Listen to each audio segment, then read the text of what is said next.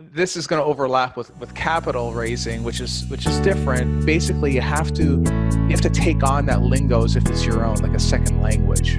Welcome. You're listening to the Apartment Investing Show. This is where you'll learn how to start or scale your apartment investing career. Your host, Adam Adams, believes in personal development, physically, financially, and mentally. Adam and his guests will show you how to create residual income by investing in apartment communities. Now, here's your host, Adam AAA Adams. Welcome back to the Creative Real Estate Podcast. I'm your host, Adam A. Adams, and today I'm actually with Mr. Agostino Pintus. Did I say your last name right, Agostino? You did. Yeah. That's right. Okay, good. Well, first off, how are you today? Man, I'm awesome. I am awesome. How are you doing? Phenomenal. It's good to have you. And what we're going to be talking about on the show today is a little bit about how to talk to brokers, but not just how to talk to brokers. I mean, if you're new, if you're getting just started in this business, what you'll notice is that you're not going to have a lot of what they call credibility. And the brokers, they have these noses that are kind of like a dog's nose. They can sniff it out. They can smell it out coming from a mile away. Think of a busy bee, and if you're afraid to get stung, they're just going to sting you because they can sense the fear. So it's the same with the brokers. And so we're going to talk a little bit about scripts that you could use when talking to brokers, mindset that you should have when talking to brokers, kind of just your presence, how you're dressing when you go and speak with a broker. And this is what's going to help you be successful. So Mr. Agostino is formerly you were a CIO. What does that mean again? Chief Information Officer. Okay. So CIO. Ran technology groups. And he actually worked for it's an Inc. 500 company, right? Yeah. And as the chief technology officer, and one thing that happened is he's been fired from a few jobs. Maybe you can relate. Maybe you know somebody else who probably should have been an entrepreneur and got fired from a job or two. And one time as he left this job, he had what he calls the 10 dark years. And that's with putting out 500. Hold on a second. Did I just say 500 emails with his resume every single week? I don't think in my whole life that I don't even think in my life I've done a tenth of that. I doubt I've done 50 resumes since I was born. But every week it was another 500. He says if they had an email address, they got a resume. So fast forward to today, he has 45 million under management. That's approximately 700 multifamily units that he's GP on. And so we're going to get into his story, how he got from being fired from a job to making success in this business. And a lot of it has to do with how he talks with the brokers. So we're going to get into that. His superpower is the get it done attitude. So we're really going to talk about just taking the action like maybe 500 resumes every single week, or taking the action like calling broker after broker. And he learned a thing or two about what scripts you ought to be using when calling them. So I'm excited to have you on the show, Agostino. Yeah, man. Thanks for having me on. Appreciate it. It's my pleasure. And I know we're going to learn a lot from you today. And then you have also got the Bulletproof Cash Flow podcast. Is it called the Bulletproof Cash Flow podcast? I want to make sure. Yeah. Okay. I want to make sure I'm saying it right.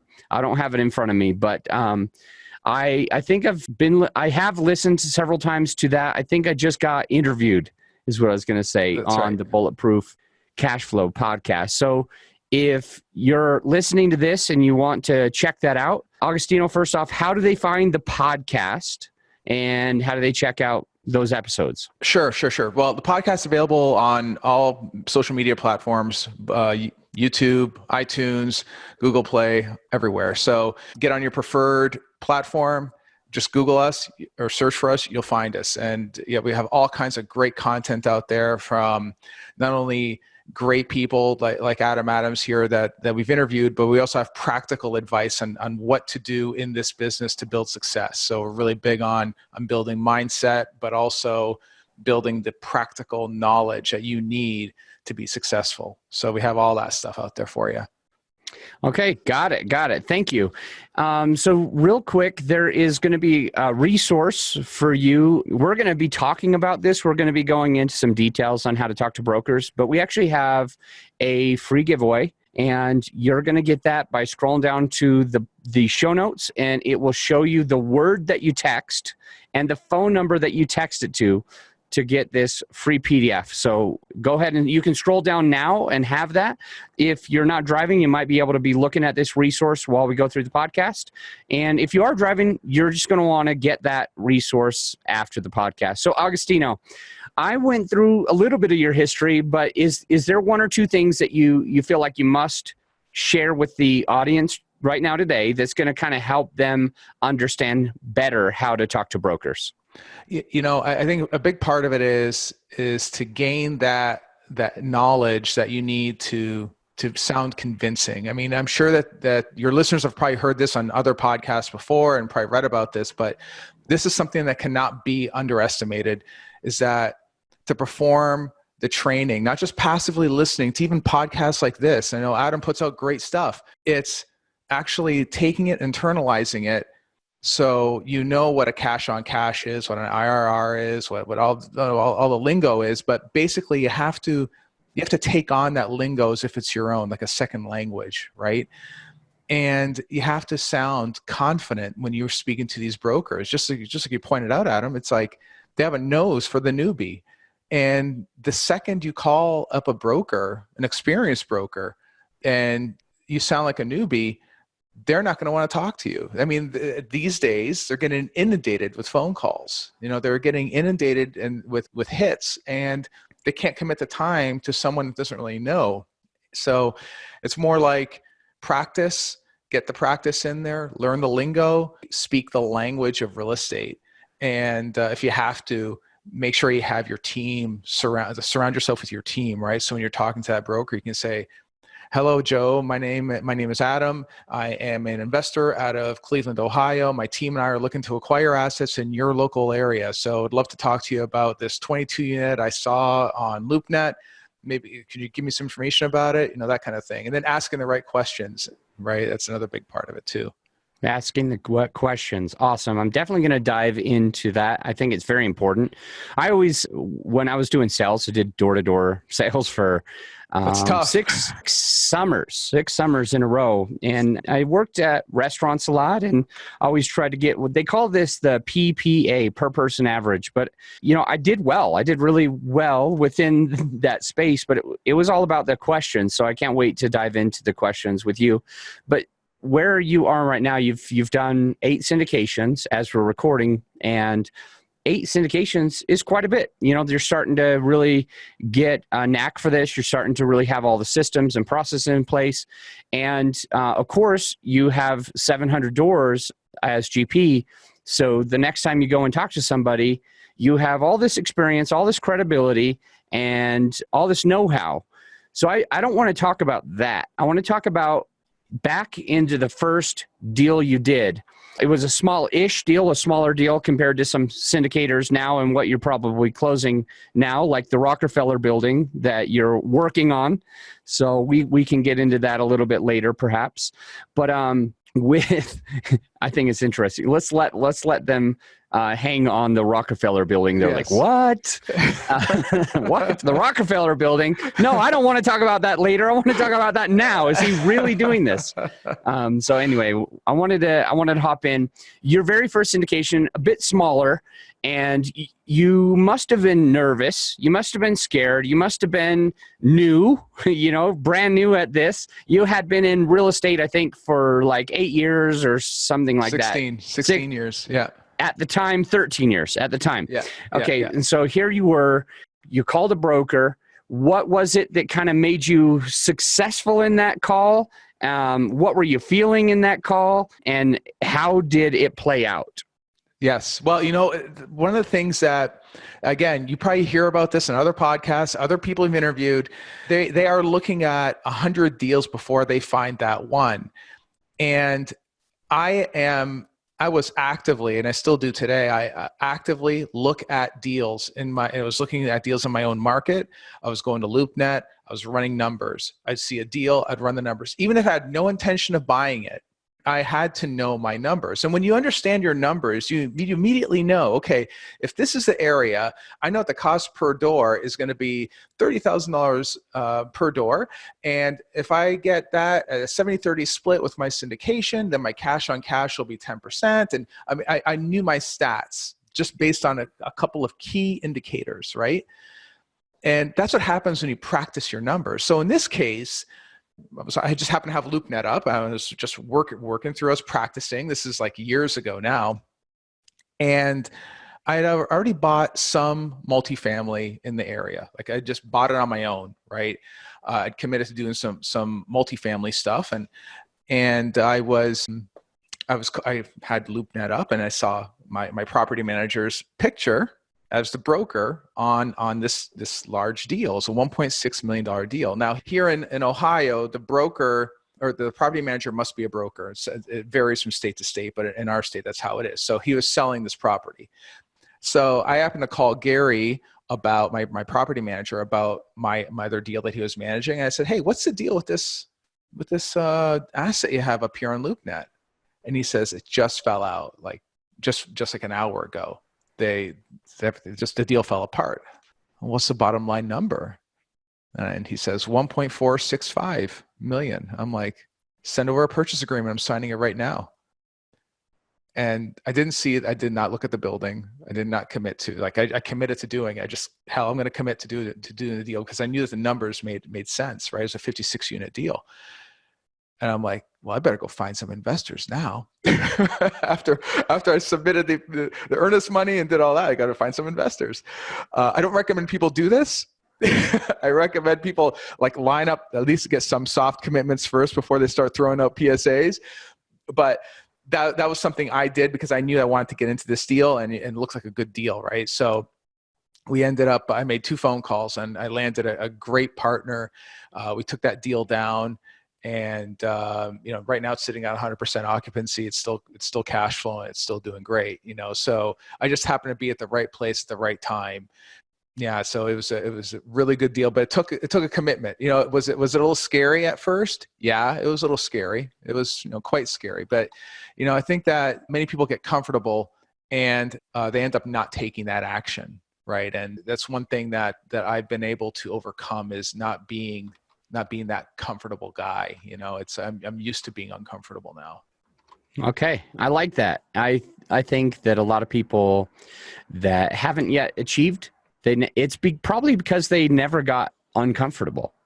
They've never really felt that. So, huge. And I think it's important to bring out that one of the reasons why you were able to really lock this down is because you had a prior relationship with the broker. I think that's important. It doesn't mean that somebody can't do this without having a prior relationship, but I want to express that it does absolutely help. He was already managing one of your deals, so he knew that you do close because he was managing another multifamily that you had. So I think that helped a lot for his confidence in you, and he could express that confidence that he had in you to the seller as well. So it's definitely a relationship game for sure. Absolutely. And if you ever make a mistake in this business, then you start losing those relationships. So make sure you are always on the up and up as you're going through this process. I love that. Thank you, Agostino. And then the next thing that I wanted to talk about was, you did what I call ready, fire, aim. And so I always talk to my coaching clients, we want you to go ready, aim, fire. And what I mean is, in some cases, there's a lot of other people that advocate for just taking action. And I think you can't get anything done if you don't take action. That's absolutely true. But it can be hard. It can be scary to have the deal lined up, but not already have the money lined up. I always recommend trying to get the money in the beginning so that you're more confident to close so that your broker's more confident that you can close. But in this case, you did it backwards. You went ready, fire, aim. You want to kind of dive into that, if you don't mind, on just what was easy about it, what was hard about it, who did you go for the capital, how many investors did you have, were you doing phone calls, were you doing webinars, were you doing live in-person meetings, were most of your investors in your area, were they out of state, were they out of the country? Kind of give us a couple of details on how you were able to raise the money for that deal. Yes, absolutely. So at that point, we'd started off doing the podcast, and that podcast really opened up a lot of doors to talk to other investors, mainly out of state, not too many here in state at the time. And one good friend, we just hit it off. She and I just melded. We just got each other. She'd been in the business for a little while at that point, and she'd been a broker, and she was very well connected in Seattle. And when I found this deal, and she was my second phone call, I told her about it, and she really liked that deal, just at least the fundamentals. And she said, "Hey, do you want a GP on this?" I'm like, "Yeah, absolutely. That's the whole purpose of doing this." And we raised all the money, mainly using her relationships. I mean, I spoke to some of these people too, but she already had relationships lined up. It was only a $500,000 raise. We raised it in 24 hours, so it wasn't that hard to do in Seattle. And there were 7 people that threw down on that deal. And yeah, I mean, like you said, ready, aim, fire is the correct way to do it. Absolutely. I don't recommend people do it the way I did it. But you know what, though? It was through that massive action that got me over the line, because when I'm talking to people and I'm trying to train them up to get into a bigger deal, they're afraid to do $500,000 deals. They're frightened by it, And at the time I thought, oh my God, a $1.5 million deal, that's a big deal. It's not so much anymore, but it was the action. It was taking that massive action, getting out of that comfort zone, And when I told my family about this deal, my parents were like, "You did what? Oh my God, this is unfathomable. How can you do this? So irresponsible," And it was a massive action. That's what it was. That's exactly what it was. And thankfully, you know what? It was, it all came down to relationships. Yes, Gary, at that point, I knew Gary. Gary knew me. He was managing one of my assets. He knew me, but we weren't like buddies and friends or anything else like that, like we are today. And then it was, of course, with networking, networking via podcasts like this, or networking in general, just getting in front of people and explaining what your dream is, what your vision is, what you have to offer. That's another big thing that you mentioned earlier that I did not cover, is that if you are going to go reach out to other GPs and or other investors like Adam or myself, and you better have something that you can offer that we don't have, right? Maybe you have access to deal flow. Maybe you have access to investors. I don't know what it is. Maybe you have access to, maybe you have a great team that can turn units in less than a week or whatever. I don't know what, but bring something to that table that the other person wants. In my case, I had a good deal that I brought to this GP that was looking to invest out of state, and it's like, okay, well, here we are. Here's a great deal. Let's roll. Let's do it. And she threw down, and that's exactly how we did it. What's Blue Spruce Boardroom? It's Adam Adams' private inner circle program that helps serious investors take their businesses to the next level with 24/7 access to our private Facebook community, exclusive mastermind retreats held at luxurious resorts around the country, bi-weekly coaching calls, education, support, and monthly meetings. This is the full immersion you need in order to get from where you are to where you want to be in your real estate business. When you join Blue Spruce Boardroom, you'll become close with Adam and the other members of this exclusive inner circle. You'll meet accredited investors, deal sponsors, high net worth key principals, as well as real estate influencers. The perfect combination for you to take your business to the next level. Apply today by following the link in the show notes. I love the get it done attitude, the ready, fire aim. Very, very interesting. Some of us entrepreneurs enjoy most when our backs are against the wall. And it's almost like when that happens, when you really have that type of attitude, it's almost like it's what motivates and inspires you. If you don't get yourself into that position, you're not sure if you'll go to the next spot. So some of us just take massive freaking action and we figure it out as we go. And it sounds like you were able to do that, and partly because of relationships and definitely because you had like this no holds barred attitude about, I'm just going to do this. Like we'll figure it out a way, you know. I love it. So let's get down to just some of what you've learned over the years. You've done, real estate for quite a while, and these 8 syndications here, you've started to really learn there's a process to talking with brokers. And again, we can do that texting freedom to the phone number that's in the show notes to really have this in front of us. Yeah, so if you haven't done that already, just scroll down and it's pretty easy to get. You just click that, you'll see the phone number, text the word freedom to that phone number, and and you'll have this in front of you. But Agostino, why don't you give me kind of the blueprint, the recipe that you use and you help and inspire others to use to be able to start speaking with brokers and feeling a little bit more confident when they do so.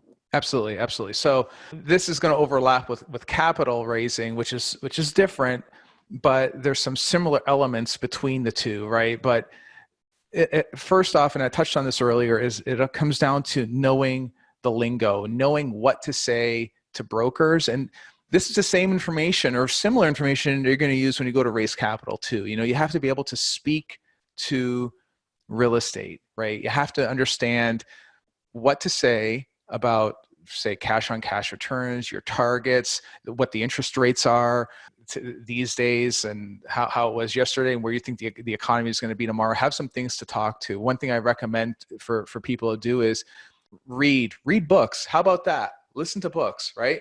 You would think that you wouldn't have to explain these such things, but it's funny because when you become an interesting person, people want to engage with you, right? And all this business is all relationship based. So be interesting to the person you're speaking to, right? Have them engage with you. But anyway, know the lingo. Secondly, create a credibility book, right? What does a credibility book contain? I call it a deal launch guide, but basically it's the same thing. It explains who you are, talks about your team, because you're not doing this by yourself. You should always have a team. And your team is going to consist of your property manager, your syndication attorney, your real estate attorney, your inspectors, your contractors, everyone that you need to make a deal a success, right? Because I promise you, when you talk to that broker, one of the first questions they're going to ask you is, who do you work with? And you better have a good property manager backing you up. And here's another bonus hint too. Work with a property management company that is known in the area, right? If you're working with someone that's an unknown, it makes your job a little tougher, right? Where our property management company, they've been around for 30 years in this area. They're not gigantic. It's a smaller firm. They manage several thousand units, but they're known, right? If you go with some giant national firm that manages 10,000 units, they're not going to pay much attention to you, unfortunately, right? They're working bigger deals, right? But and at the same time, if you go too small, they don't have any clout, and it makes it a little tougher, right? And this is all upfront work before you even talk to a broker, right? You're doing all this work up front. When you do get around to talking to that broker, you're going to tell your story about who you are, what you're about, what assets you're targeting. Oh, and by the way, I have a deal launch guide that I can send you that tells you the whole story about who I am, who my team is, and the type of asset that we're looking for, right? And they can thumb through it and see a quality document, not junk. You can go to Upwork, have a professional artist create a nice document for you, send that out, and send it over to the broker so they can thumb through it and see good material, right? And of course, another big part is when you are talking to that broker, is to talk about who you are and your track record, of course. And if you don't have one, you can lean on your partner for that. But making sure you don't sound like a newbie. And all this is built on what I'd said in the previously is like knowing the lingo, creating your documents, building some credibility. At that point, you're also then talking to the broker, and it's not just a discussion about, oh, I saw something on LoopNet, how much is it? It's more along the lines of spending the time to get to know the broker and giving them an opportunity to get to know you, right? All those two things are super important. You got to keep in mind that to a broker, their most important thing that they need to know, can you close? That's all they really care about. Can you close? If you can't close, they won't give you a deal. Simple as that. They have no reason to talk to you. Once you close that one deal, all the brokers, they all talk to each other, all of them, right? Even the competitors talk to each other, right? And they always work together too. They're always working on different deals. Colliers is going to work on a deal with Hannah here locally, right? Or whatever the case may be, but brokers are always talking, and they know who the players are. And I'm not saying that you want to appear like a player, but they want certainty that you can close the deal. Because if you don't close, they wasted all that time, and the seller won't blame you; they'll blame the broker, and they don't want to take that on either, right? So knowing what to say, how to say it to build that credibility is super, super, super important too. And then finally, I'd say one of the last things is that contrary to what other people say, just throw out LOIs. I am not a believer in just throwing out LOIs like water. It's just not what I do, right? I throw out a best LOI. If I have every intention of taking down a deal, you're getting an LOI.